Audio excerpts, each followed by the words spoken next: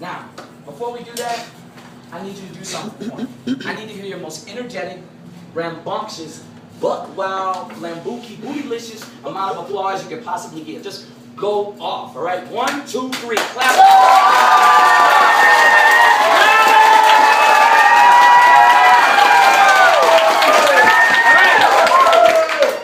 Y'all rowdy, that's good. That's good. All right. You got coffee. We'll draw them in, all right?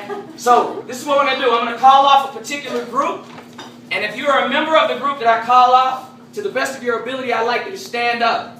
Anybody who remains seated gets the people standing a huge round of applause like you just did. Even if you're standing up, clap to yourself, a little positive affirmation. So everybody claps every time. So first, if we could please have everyone who identifies as being a woman. All those people identify as being a woman, please stand up.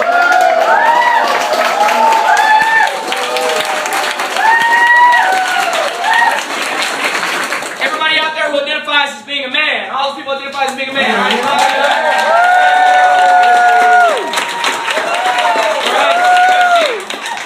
Do we have anybody out there shorter than 5'5"? Where the little people at? Give it up, shorter than 5'5". There you go. Clap, come on, give it up.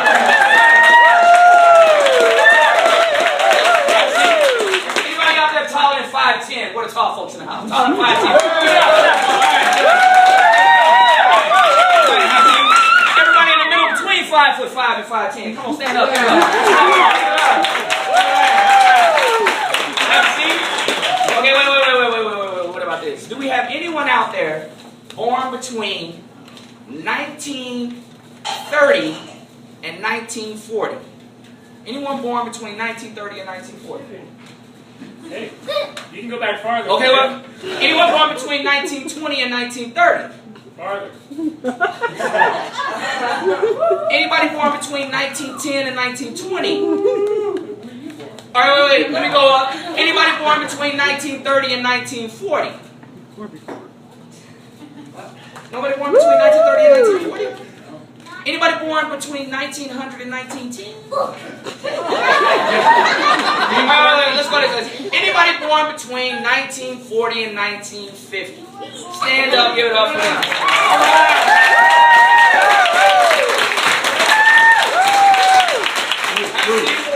Anybody born between 1950 and 1960? Give it up! All right! Anybody born between 1960 and 1970? Where you at? Give it up!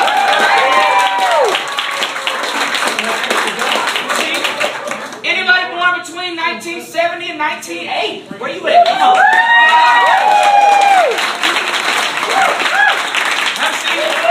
Anybody born between 1980 and 1990? Where you at? Come on. Anybody born between 1990 and 2000? Where you at? Anybody born in the 2000 range? In the 2000s?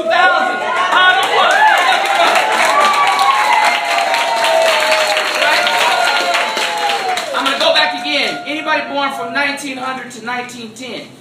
That's me. That's me right there. Now, last one. Anybody in here who is prejudiced, have prejudice, or has ever acted with prejudice in any way, shape, or form, even in thought? Please stand and let's clap for them.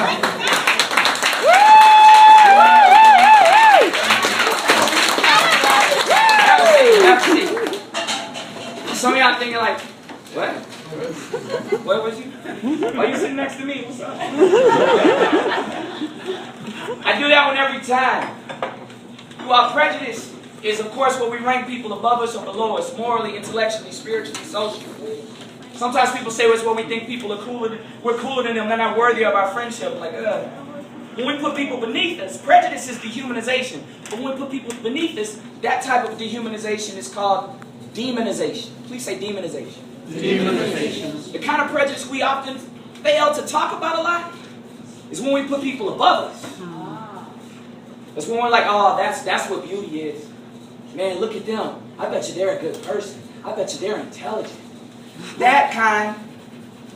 Everybody please say this. That is called deification. Deification. Both deification and demonization contribute to dehumanization. Right on. Because it breaks our lens of seeing us as having something to offer, an equitable lens, seeing something within each other, beauty and gifts that exist, that are latent within all of us, that Baha'i teaches. And a lot of times we do that around race,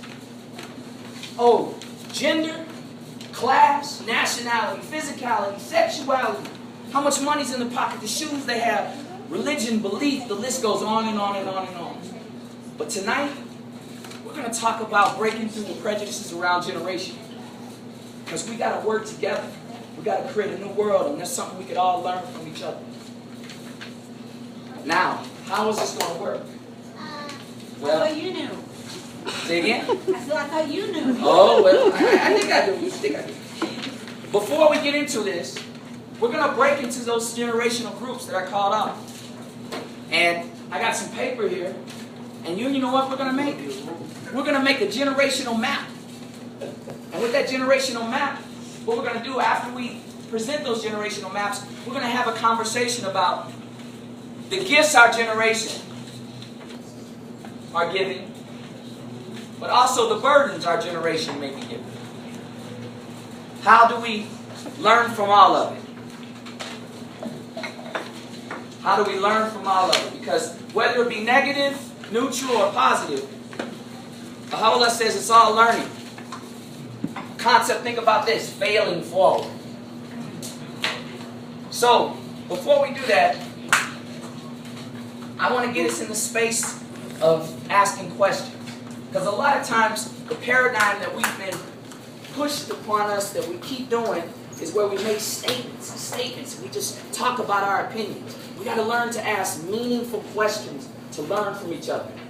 Here's an example of a paradigm shift. You ever hear the phrase, give a man a fish, and he'll eat for a day, right? Teach him how to fish, and he'll eat forever. Well, consider this paradigm. Sell a man a fish, make a profit. Teach a man to fish, lose a fortune. Consider this paradigm. Poison the waters and the fish, and hook men, women, and children on. But you know what? Those first three I just told you are all colonial paradigms. They're all still paradigms about conquering people's minds. It's about, if I give a man a fish, well, okay, give him a fish. If I teach him how to fish, well, I'm teaching him how to fish. If I sell him a fish, why do I have the fish? If I teach him how to fish, then I miss out on a fortune. If I have the power to poison the waters, you know what the decolonized mindset, the spiritual space, is questions like, how do I know how to fish and you don't? Is there a way that we can grow, catch, or find food that isn't fish? How have you been eating so long? And would you teach me? How have you been surviving without fish? And the final question is, are children, men, women, and especially girls and mothers getting adequate education, nutrition, and opportunities? Because if we're just talking about men getting it, what about the women and the mamas? So it's really questions. Let's go deep. Let's go underneath the pool. Those first three are still paradigms of conquest. They're paradigms of I'm the savior, or I'm the seller, or I'm the slayer, and you're the recipient, versus how do we really build? So this is a method called the Socratic method before we break into the groups. I'm going to ask a question. And you know what? When I ask this question, I would like someone out there to answer this question with another question. So for example, if I said, what is life? And somebody says, well, what is living? And then somebody says, well, who defined what's living? And so who's doing the defining? You know what I'm saying? That kind of thing. So here's my question, is this. What's preventing us from authentically earning the word united in these United States?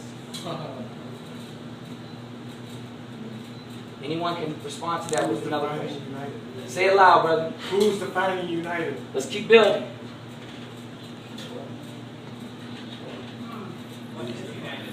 Say it loud. What is united? Keep going. Somebody else, build. What is united? Okay, we got that one. Let's keep building on that What one. constitutes a state?